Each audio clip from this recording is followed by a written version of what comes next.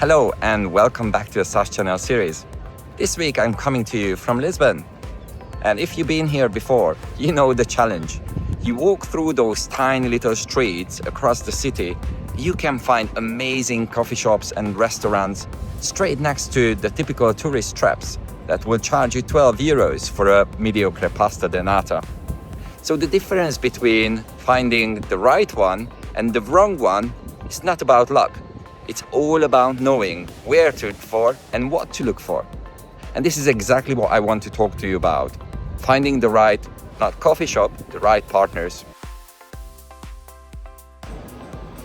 So this is what happened when most of the time organizations start to get into the partnership world.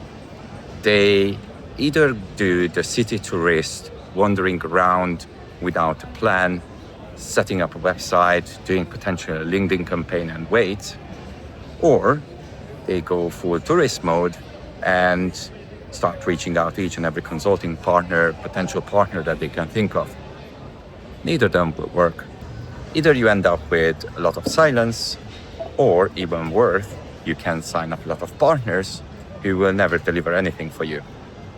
It's kind of the equivalent of restaurants having a lot of reviews but terrible food.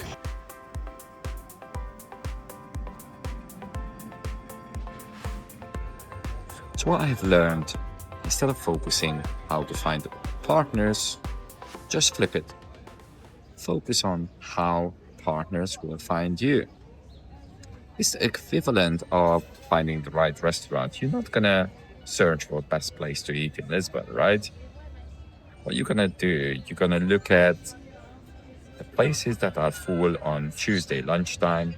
That's where the locals go. Partners work exactly the same way. If they find you, they already did their due diligence. You don't need to convince them, you don't need to pitch for them. You just need to figure it out how to work together. Most of your partners in your ecosystem will come from 4 different sources. First one is your customers. If you have partners in your customer side, they will already know your product. So it's much easier to convince them to offer your products. The second one is your technology partners. If you are integrating with larger systems, they probably already have some partners in place. And you are not asking them to replace them. What you are asking them is to expand their ecosystem. The third one is various consulting partners. Consulting partners working in your industry will be your friends. And last but not least, your competitors. Your partners will work with various software vendors beyond you. And you are not there to convince them to replace those other products. You are there to convince them to offer a differentiated product.